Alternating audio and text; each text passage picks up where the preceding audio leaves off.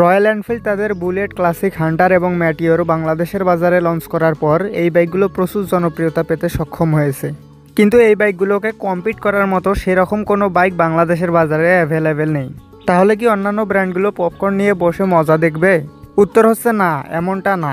আজকের ভিডিওতে আমি আপনাদেরকে এমন 5টি বাইক দেখাবো যেগুলো খুব শীঘ্রই বাংলাদেশের বাজারে রয়্যাল এনফিল্ডের বাইকগুলোকে কম্পিট করার জন্য অন্যান্য ব্র্যান্ডগুলো লঞ্চ করতে পারে। তো চলুন সকল বাজে কথা বাদ দিয়ে ভিডিওটি শুরু করা যাক। পঞ্চম অবস্থানে থাকবে সিএফ মোটো CLC 250। এই বাইকটি সিএফ মোটো বাংলাদেশে তাদের লঞ্চিং ইভেন্টেই শো করিয়েছিল, আর খুব শীঘ্রই তারা এই বাইকটি আরও 2টি বাইকের সাথে বাংলাদেশের বাজারে লঞ্চ করবে। আর এই বাইকটি যে বাংলাদেশের বাজারে লঞ্চ করা হবে এটা অলমোস্ট 100% শিওর।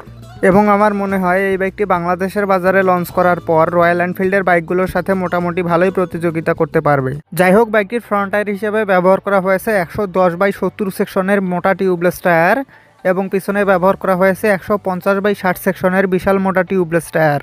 কিন্তু এই বাইকটির ফ্রন্ট সাসপেনশন হিসেবে ব্যবহার করা হয়েছে টেলিস্কোপিক সাসপেনশনস। সামনে আপসাইড ডাউন সাসপেনশনস দিলে আরও ভালো হতো। এবং পিছনে ব্যবহার করা হয়েছে টুইন শক সাসপেনশনস। বাইকটিতে ব্যবহার করা হয়েছে সেমি ডিজিটাল ইনস্ট্রুমেন্ট ক্লাস্টার বা মিটার, আর আমার কাছে পার্সোনালি ক্রুজার বাইকে সেমি ডিজিটাল মিটারই ভালো লাগে।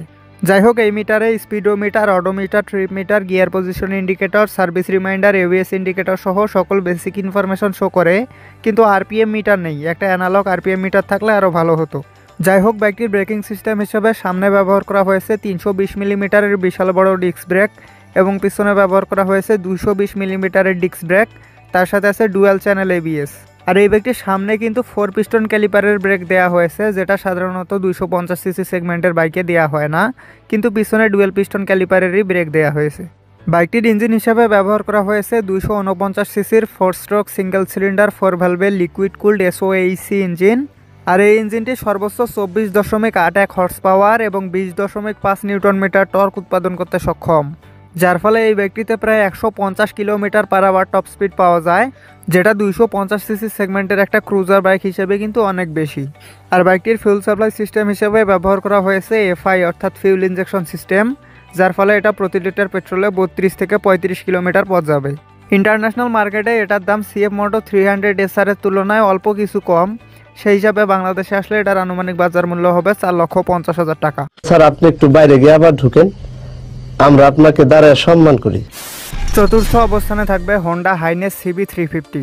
এই বাইকটি সর্বপ্রথম 8 অক্টোবর 2020 সালে ভারতের বাজারে লঞ্চ করা হয়েছিল, আর ভারতের বাজারে লঞ্চের পর এই বাইকটি প্রচুর জনপ্রিয়তা পেতে সক্ষম হয়েছে। এবং এই বাইকটি যদি বাংলাদেশের বাজারে লঞ্চ করা হয় তাহলে নিঃসন্দেহে বাংলাদেশেও প্রচুর জনপ্রিয়তা পাবে, কারণ পারফরম্যান্স, ফিচার্স এবং মাইলেজের দিক থেকে এই বাইকটি রয়্যাল এনফিল্ডের বাইকগুলোর তুলনায় অনেক ভালো। সঠিক বলেছেন, আপনার বুদ্ধি ভালো। বাইকটির ফ্রন্ট টায়ার হিসাবে ব্যবহার করা হয়েছে 100/90 সেকশনের টিউবলেস টায়ার এবং পিছনে ব্যবহার করা হয়েছে 130/70 সেকশনের টিউবলেস টায়ার। তবে এত শক্তিশালী একটা বাইক হিসাবে পিছনে 140 সেকশনের টায়ার দিলে আরও ভালো হতো। আর এই বাইকটির ফ্রন্ট সাসপেনশন হিসাবে ব্যবহার করা হয়েছে টেলিস্কোপিক সাসপেনশনস এবং পিছনে দেওয়া হয়েছে টুইন শক সাসপেনশনস। এই বাইকটির মোট 4টি ভেরিয়েন্ট আছে, যেগুলো হলো highness 350 DLX, highness 350 DLX Pro, highness 350 DLX Chrome এবং হাইনেস 350 DLX লাক্সারি এডিশন। তবে এই সবগুলো বাইকের ইঞ্জিন একই, বাহ্যিক কিছু পরিবর্তন আছে, ঠিক যেমনটা আছে royal Enfield bullet, classic, Hunter এবং ম্যাটিওরে। যাই হোক, হাইনেসে ব্যবহার করা হয়েছে সেমি ডিজিটাল ইনস্ট্রুমেন্ট ক্লাস্টার বা স্পিডোমিটার, যেখানে RPM meter, speedometer, odometer, trip meter, gear position indicator, service reminder, ABS indicator সহ সকল বেসিক ইনফরমেশন শো করে।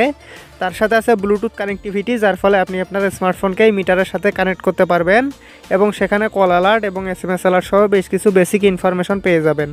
তবে আরপিএম মিটার শুধু আপনি লাক্সারি এডিশনে পাবেন, বাকিগুলোতে আরপিএম মিটার ছাড়া বাকি সবগুলো ফিচার্স আছে। যাই হোক, বাইকটির ব্রেকিং সিস্টেম হিসেবে সামনে ব্যবহার করা হয়েছে 310 মিলিমিটারের ডিস্ক ব্রেক এবং পিছনে ব্যবহার করা হয়েছে 240 মিলিমিটারের ডিস্ক ব্রেক। তার সাথে আছে dual channel anti lock braking system বা ABS।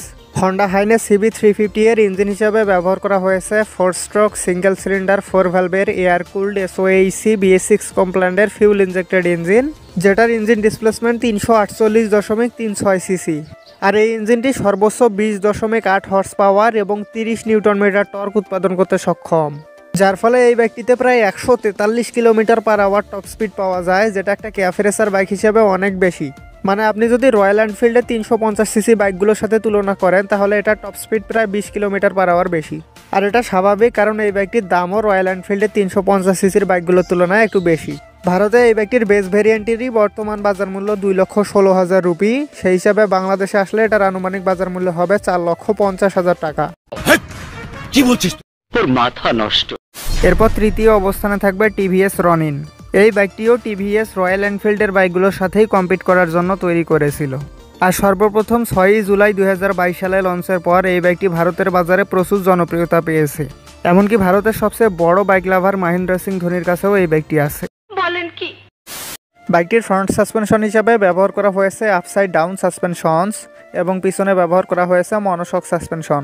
আর এর পিছনের সাসপেনশনটি 7 স্টেপ অ্যাডজাস্টেবল, যার ফলে এই বাইকটির সিট হাইট কিঞ্চিত কম বেশি করা যাবে। বাইকটির ফ্রন্ট টায়ার হিসাবে ব্যবহার করা হয়েছে 110/70 সেকশনের মোটা টিউবলেস টায়ার, কিন্তু পিছনে ব্যবহার করা হয়েছে 130/70 সেকশনের টিউবলেস টায়ার। তবে 225 সিসি সেগমেন্টের এত শক্তিশালী একটা বাইক হিসেবে পিছনে 140 বা 150 সেকশনের টায়ার দিলে আরও ভালো হতো।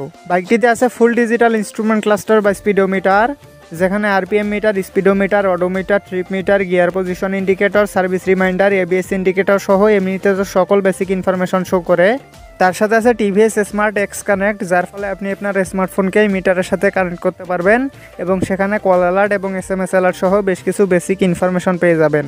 বাইকটির ব্রেকিং সিস্টেম হিসাবে সামনে ব্যবহার করা হয়েছে 300 মিলিমিটারের ডিস্ক ব্রেক এবং পিছনে ব্যবহার করা হয়েছে 240 মিলিমিটারের ডিস্ক ব্রেক। তার সাথে আছে ডুয়াল চ্যানেল ABS। টিভিএস রনিনের ইঞ্জিন হিসাবে ব্যবহার করা হয়েছে 4 স্ট্রোক সিঙ্গেল সিলিন্ডার 4 ভ্যালভের অয়েল কুলড SOAC BS6 কমপ্লায়েন্টের ফিউল ইনজেক্টেড ইঞ্জিন, যেটার ইঞ্জিন ডিসপ্লেসমেন্ট 225.9 সিসি। আর এই ইঞ্জিনটি সর্বোচ্চ 20.1 হর্স পাওয়ার এবং 19.93 নিউটন মিটার টর্ক উৎপাদন করতে সক্ষম, যার ফলে এই বাইকটিতে প্রায় 135 kilometre per hour top speed পাওয়া যায়। এবং যেহেতু ফিউল সাপ্লাই সিস্টেম হিসাবে FI ব্যবহার করা হয়েছে, তাই প্রতি লিটার পেট্রোলে 35 থেকে 38 কিলোমিটার পথ যায়। ভারতের বাজারে এই বাইকটির বর্তমান বাজার মূল্য 1,35,000 রুপি। সেই হিসাবে বাংলাদেশে আসলে এটার আনুমানিক বাজার মূল্য হবে 3,10,000 থেকে 3,20,000 টাকা।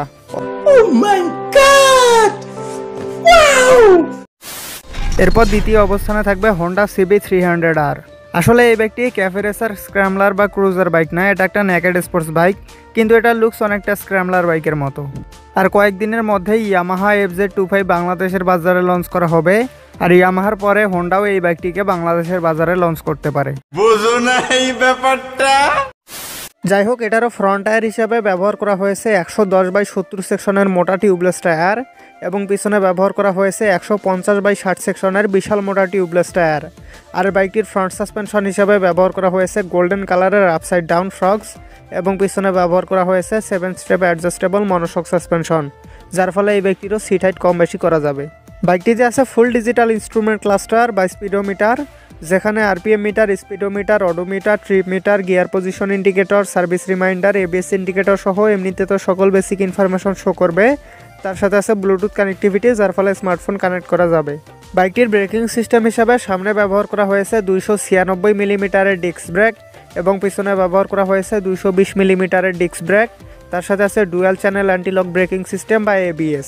তাছাড়া এই বাইকটিরও সামনে ব্যবহার করা হয়েছে 4 পিস্টন ক্যালিপার এবং পিছনে ডুয়াল পিস্টন ক্যালিপারের ব্রেক। হোন্ডা CB300R এর ইঞ্জিন হিসাবে ব্যবহার করা হয়েছে 4 স্ট্রোক সিঙ্গেল সিলিন্ডার 4 ভ্যালভের লিকুইড কুল DOAC BS6 কমপ্লায়েন্টের advance program fuel injected engine. আর এই ইঞ্জিনটি সর্বোচ্চ 30.7 হর্স পাওয়ার এবং 27.5 নিউটন মিটার টর্ক উৎপাদন করতে সক্ষম, যার ফলে এই বাইকটিতে 0 থেকে 60 কিলোমিটার গতি ওঠাতে সময় লাগে 2.4 সেকেন্ড এবং 0 থেকে 100 কিলোমিটার পার আওয়ার গতি ওঠাতে সময় লাগে মাত্র 5.6 সেকেন্ড। এবং এই বাইকটিতে প্রায় 150 kilometre per hour top speed পাওয়া যায়।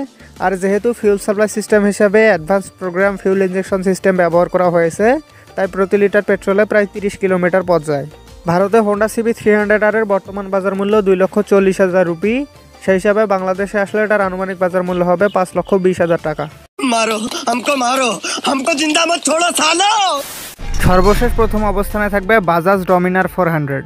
রয়্যাল এনফিল্ডের সাথে সবচেয়ে বেশি কন্ট্রোভার্সি ক্রিয়েট হয়েছিল এই বাইকটিকে নিয়ে, কারণ 2016 সালে লঞ্চের পর বাজাজ এই বাইকটির একটা অ্যাডভার্টাইজমেন্ট ভিডিও বানিয়েছিল। আর সেই অ্যাডভার্টাইজমেন্ট ভিডিওতে তারা রয়্যাল এনফিল্ডকে হাতির সাথে তুলনা করেছিল, আর তাদের ট্যাগলাইন ছিল হাতি মাত পুষো, যেটার বাংলা অর্থ হাতি পুষবেন না। তোর মারুম টাইম লয়ে মারুম, তোরে অনেক টাইম লয়ে মারুম। কিন্তু রাজা তো রাজাই হয়, সেই সময়ে এই বাইকটি একদমই জনপ্রিয়তা পায়নি।